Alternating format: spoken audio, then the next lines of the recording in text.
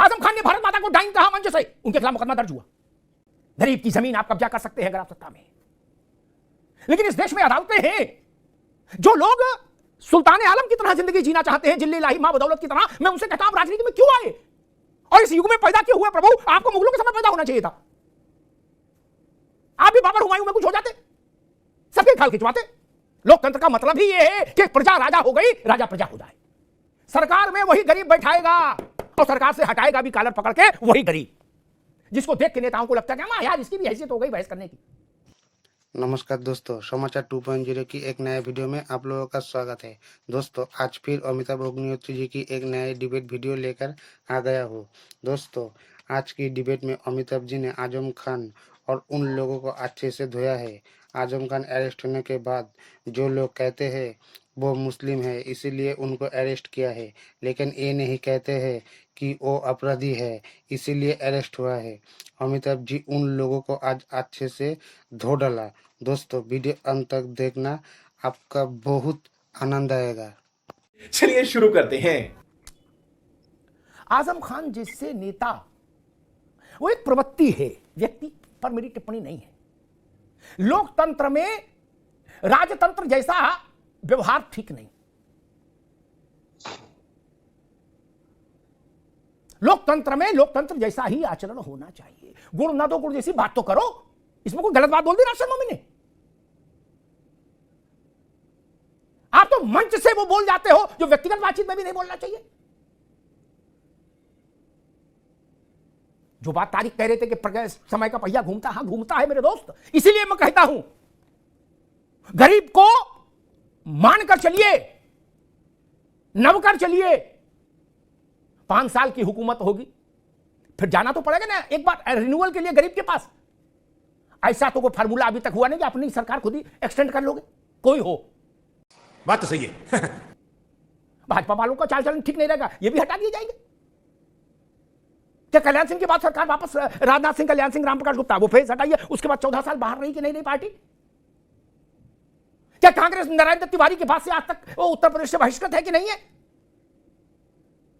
10 साल से ज्यादा समाजवादी पार्टी 17 में थी। यहां सूची कितने साल हो गए? 6 साल हो गए। 6 साल से बाहर है कि नहीं है? 12 में बहन जी गई थी, 11 साल हो गए, वापस तो नहीं आई ना। ये तो भारत के लोकतंत्र का सौष्ठव है। गरीब की जमीन आप कब्जा कर सकते हैं अगर आप सत्ता में। लेकिन इस देश में अदालतें हैं और यही पुलिस जो आप सरकार में है, तो आप इनसे जूता साफ भी करवा सकते थे। अब यही सिपाही दरोगा आपको जेल ले जा रहे हैं जीप में बैठाकर। क्या ये एक नजीर नहीं है? ये लेसन नहीं है लोकतंत्र में सबको सीखने के लिए? किसी कोई पार्टी हो, भाषा अच्छी रखिए भाई। जो लोग सुल्तान आलम की तरह जिंदगी जीना चाहते हैं, जिल्ले इलाही मां बदौलत की तरह, मैं उनसे कहता हूं राजनीति में क्यों आए? और इस युग में पैदा क्यों हुए? प्रभु, आपको मुगलों के समय पैदा होना चाहिए था। आप भी बाबर हुमायूं में कुछ हो जाते, सबके खाल खिंचवाते। लेकिन अब ये संभव नहीं होगा ना। लोकतंत्र का मतलब ही यह है कि प्रजा राजा हो गई, राजा प्रजा हो जाए। ये बड़ी अच्छी बात कही आप। और मैं बार बार कहता हूं, जिन जिन लोगों को, जैसे तारिक खान ने कुछ बातें कही, मैं उनसे सिद्धांता सहमत हूं और हर अभद्रता पर मेरा विरोध है। वो कोई पार्टी हो, कोई नेता हो, कितना भी बड़ा हो, कितना भी छोटा हो, इससे मेरी सेहत पर कभी फर्क नहीं रहा 35 साल में। लेकिन मैं ये कहूंगा, आपको मुकदमा दर्ज कराना चाहिए जाकर।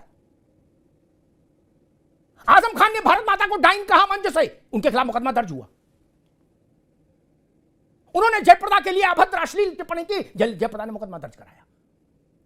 उन्होंने अंजनी कुमार के लिए अभद्र टिप्पणी की, अंजनी कुमार ने मुकदमा दर्ज कराया। क्यों नहीं कराना चाहिए? और अगर कांग्रेस को लगता है कि कुछ लोग और हैं जो अभद्र टिप्पणी कर रहे हैं, जाइए मुकदमा दर्ज कराइए। सपा को लग रहा है उनको भी जाना चाहिए। प्रमाण रखिए अदालत के सामने, जाइए ना। जनता की अदालत तो 5 साल में एक ही बार बैठेगी। यह अदालत तो रोज है ना। लेकिन यह भाव छोड़ दीजिए कि अच्छा, ननको की रज्जाक की इतनी औकात हो गई, मुकदमा कराएगा। हां कराएगा, क्यों नहीं कराएगा? We the people of India, भारत के लोगों ने भारत का संविधान आत्मार्पित किया है। उनके अंगूठे से, अब मोहर से तो नहीं, अब तो ईवीएम अंगूठे से दबता है बटन। राज भाई, क्या इससे कोई इनकार कर सकता है कि इस देश का निरक्षर हो, गरीब हो, विपन्न हो, कोई हो, दलित हो, पिछड़ा हो, अल्पसंख्यक हो, सवर्ण हो, उसके अंगूठे से जब ईवीएम दबता है तभी राजयोग निकल बनता है नेताओं का? ये तो तय है ना। और इसमें तो कोई फेरबदल नहीं कर सकता, भाषण कितना भी दे लो।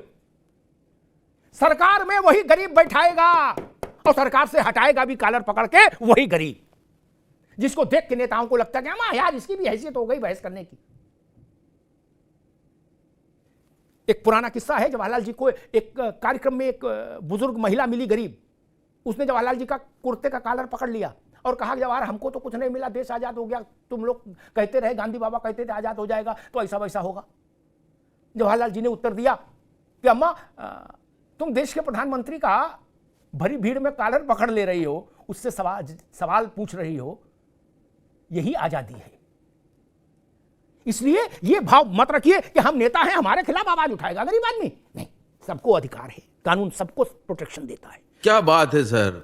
आजम साहब ने गलत नहीं किया होगा, छूट कर आएंगे, और गलत किया होगा तो सजा पाएंगे।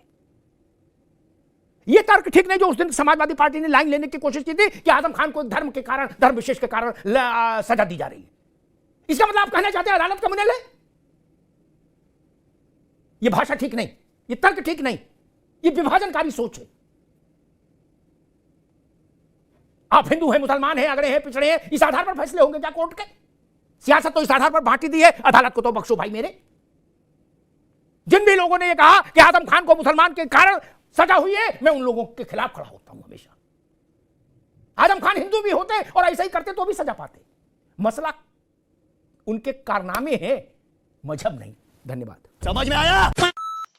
दोस्तों, वीडियो अंत तक देख लिया तो एक लाइक कर देना एंड चैनल को सब्सक्राइब कर देना।